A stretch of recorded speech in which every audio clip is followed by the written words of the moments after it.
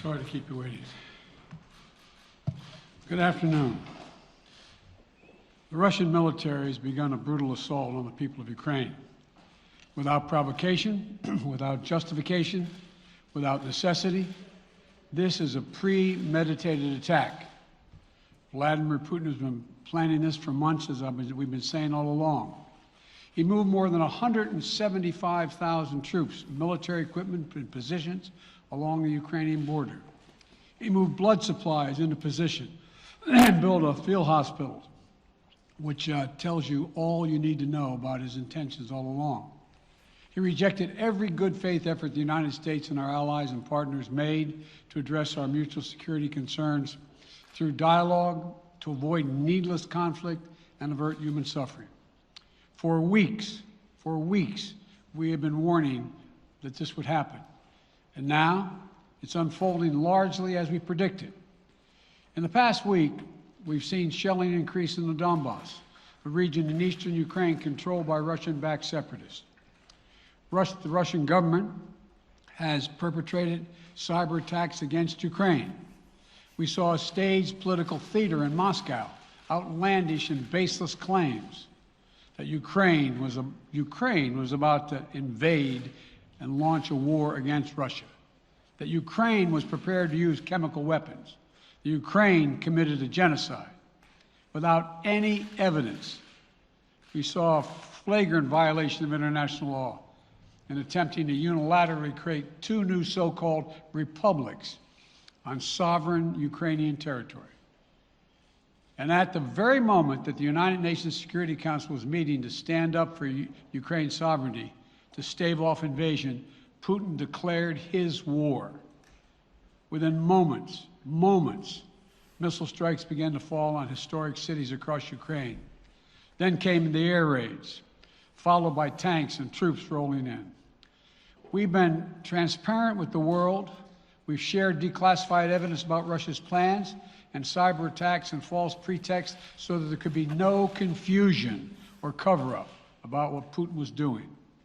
Putin is the aggressor. Putin chose this war, and now he and his country will bear the consequences. Today, I'm authorizing additional strong sanctions and new limitations on what can be exported to Russia. This is going to impose severe cost on the Russian economy, both immediately and over time. We have purposely designed these sanctions to maximize the long-term impact on Russia and to minimize the impact on the United States and our allies.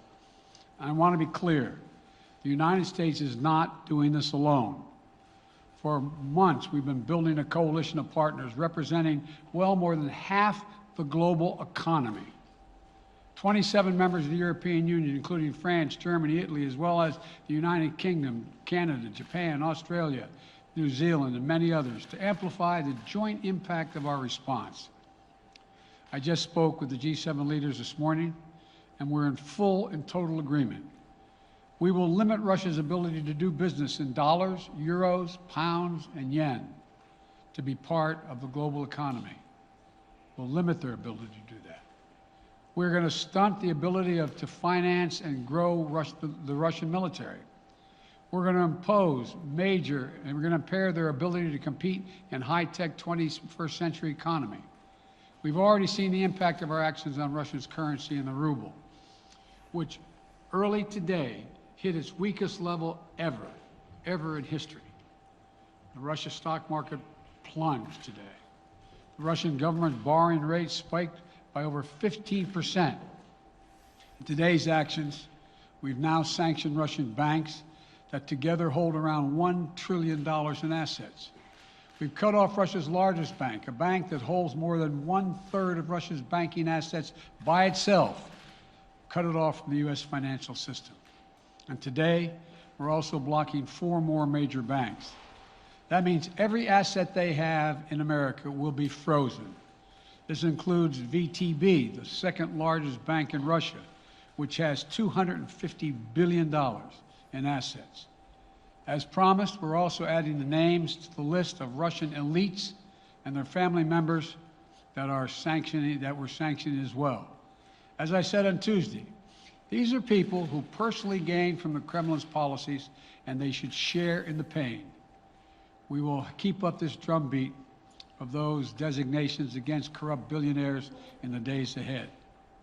On Tuesday, we stopped the Russian government from raising money from U.S. or European investors.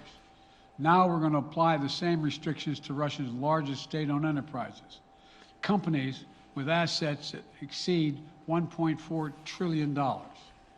Some of the most powerful impacts of our actions will come over time as we squeeze Russia's access to finances and technology for strategic sectors of its economy and degrade its industrial capacity for years to come. Between our actions and those of our allies and partners, we estimate that we'll cut off more than half of Russia's high-tech imports. It will strike a blow to their ability to continue to modernize their military. It will degrade their aerospace industry, including their space program. It will hurt their ability to build ships, reducing their ability to compete economically.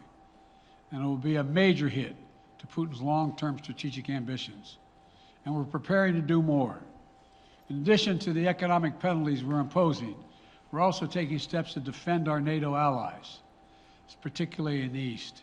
Tomorrow, NATO will convene a summit. We'll be there to bring together the leaders of 30 allied nations and close partners to affirm our solidarity and to map out the next steps we will take to further strengthen all aspects of our NATO alliance. Although we provided over $650 million in defensive assistance to Ukraine just this last year, let me say it again. Our forces are not and will not be engaged in the conflict with Russia in Ukraine. Our forces are not going to Europe to fight in Ukraine, but to defend our NATO allies and reassure those allies in the East. As I made crystal clear, the United States will defend every inch of NATO territory with the full force of American power. And the good news is, NATO is more united and more determined than ever. There is no doubt that the United States and every NATO ally will meet our Article 5 commitments, which says an attack on one is an attack on all. Over the past few weeks, I ordered thousands of additional forces to Germany and Poland as part of our commitment to NATO. On Tuesday, in response to Russia's aggressive action, including its troop presence in Belarus and the Black Sea, I've authorized the deployment of ground and air forces already stationed in Europe to NATO's eastern flank allies, Estonia, Latvia, Lithuania, Poland, and Romania. Our allies have also been stepping up, adding the other allies, the rest of NATO, adding their own forces and capabilities to ensure collective defense. And today, within hours of Russia's unleashing its assault, NATO came together and authorized and activated an activation of response plans.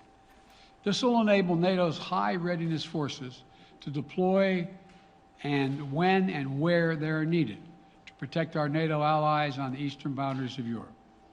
And now I'm authorizing additional U.S. force capabilities to deploy to Germany as part of NATO's response, including some of the U.S.-based forces that the Department of Defense placed on standby weeks ago. I've also spoken with Defense Secretary Austin and Chairman of the Joint Chiefs, General Milley, about preparations for additional moves should they become necessary to protect our NATO allies and support the greatest military alliance in the history of the world, NATO. As we respond, my administration is using the tools, every tool at its disposal to protect American families and businesses from rising prices at the gas pump. You know, we're taking active steps to bring down the cost, and American oil and gas companies should not exploit this moment to hike their prices to raise profits. You know, in our sanctions package, we specifically designed to allow energy payments to continue. We are closely monitoring energy supplies for any disruption. We've been coordinating with major oil-producing and consuming countries toward our common interest to secure global energy supplies.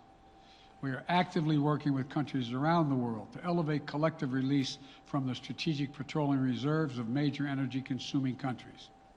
And the United States will release additional barrels of oil as conditions warrant. I know this is hard and that Americans are already hurting, I will do everything in my power to limit the pain the American people are feeling at the gas pump. This is critical to me. But this aggression cannot go unanswered. If it did, the consequences for America would be much worse. America stands up to bullies. We stand up for freedom. This is who we are. Let me also repeat the warning I made last week.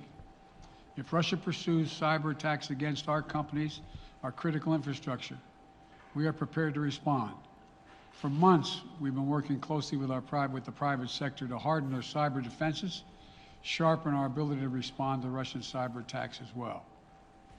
I spoke last night to President Zelensky of Ukraine, and I assured him that the United States, together with our allies and partners in Europe, will support the Ukrainian people as they defend their country. We'll provide humanitarian relief to ease their suffering.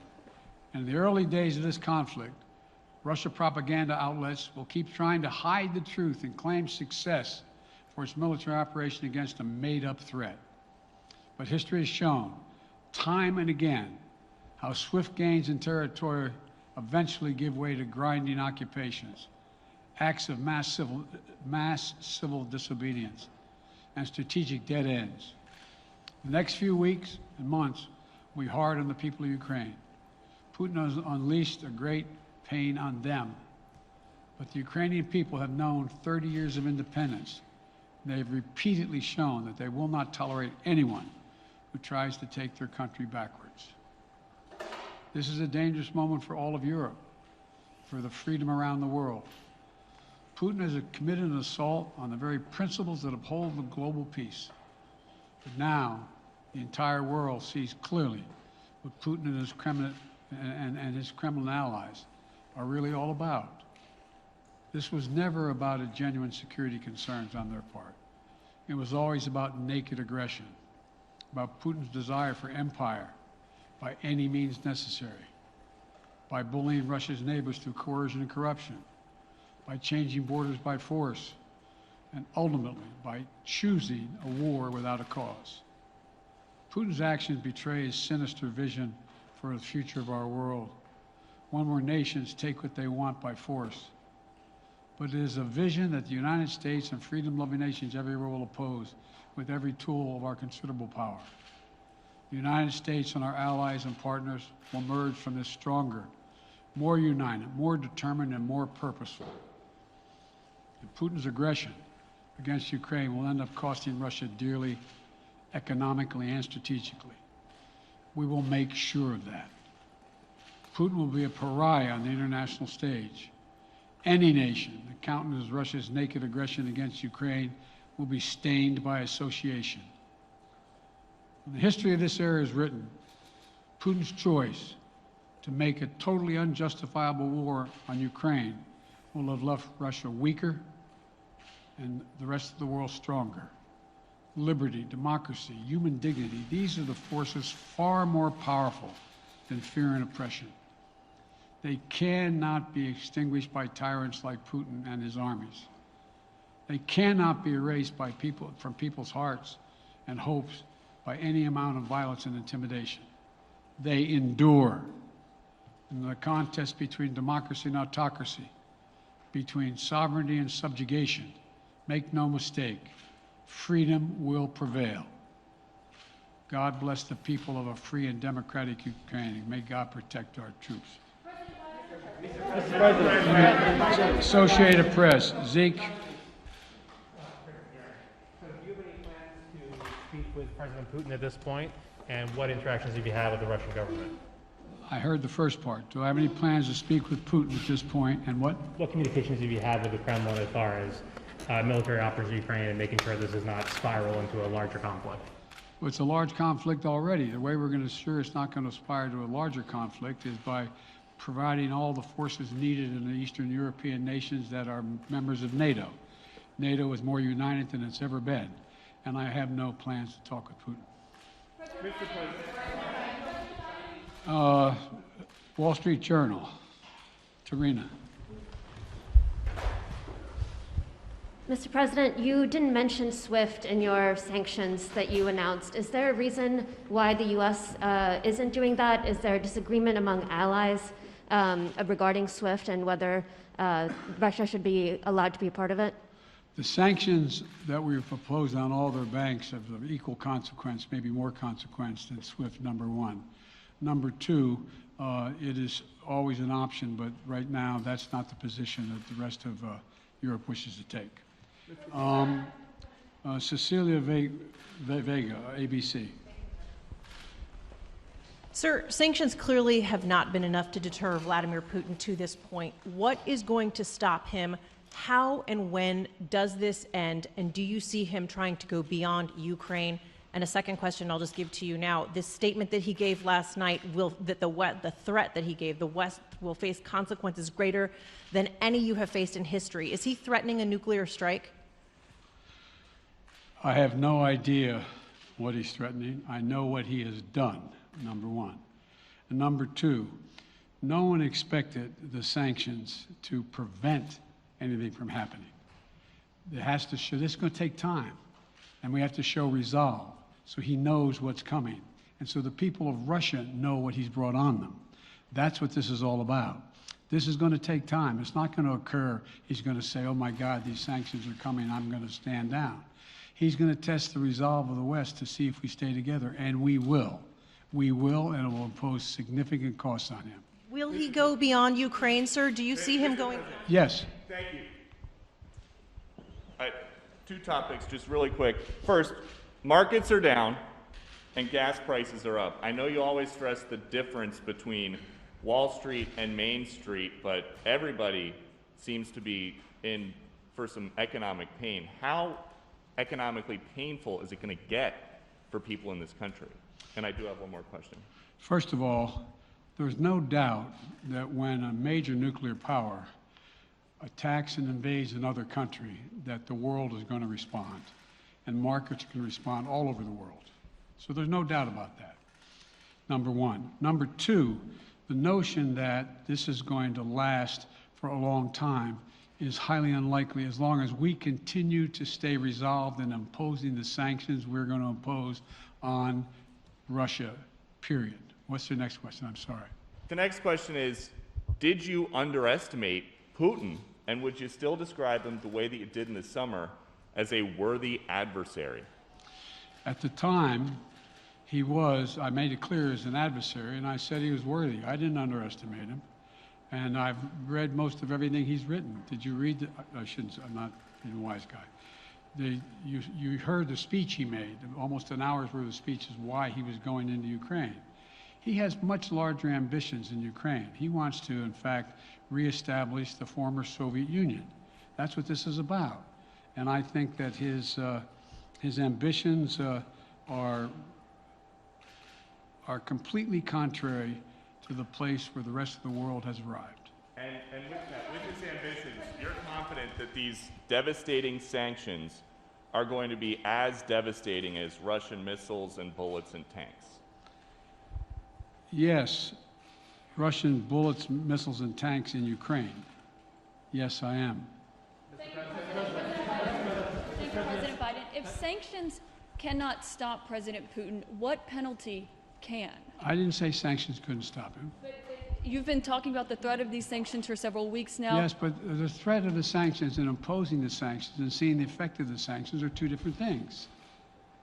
They're two different things. And we're now he's going to begin to see the effect of the sanctions.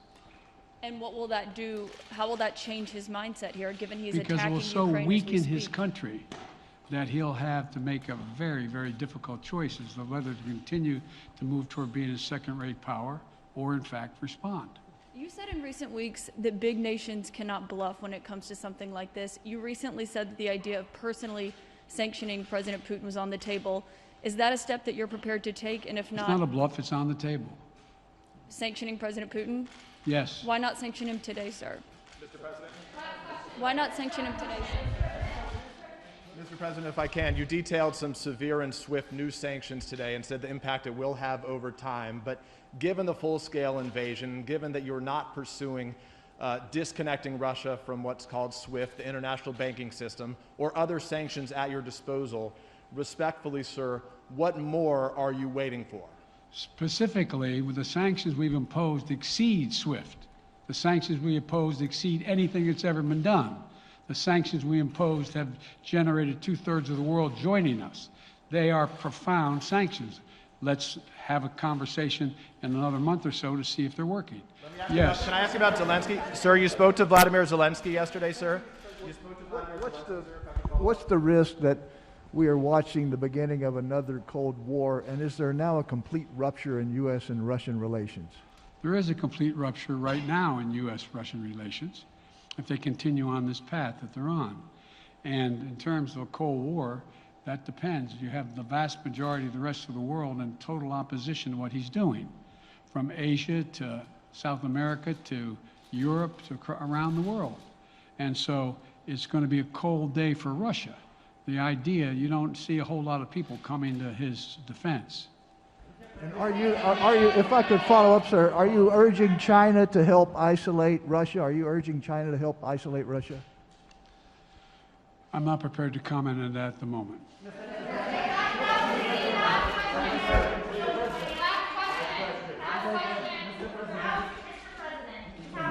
No.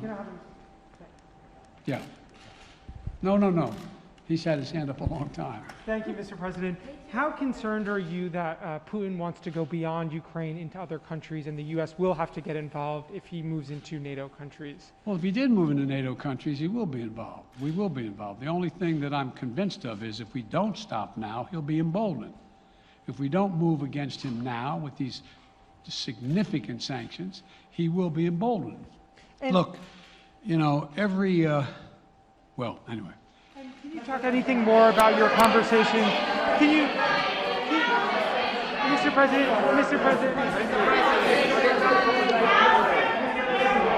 Why not sanction Putin directly, sir? Why not sanction Putin directly today? I'm sorry, I can't hear you. Sir, India, which is a major defense partner of the United States, is India fully with you on the issue of Ukraine and Russia? Does the Defense Department of the United States? Sir, India is one of your major defense partners. Is India fully in sync with the United States on Russia? We're in consultation with India today. We haven't resolved that completely. One more question. Okay, thank you all very much. Thank you.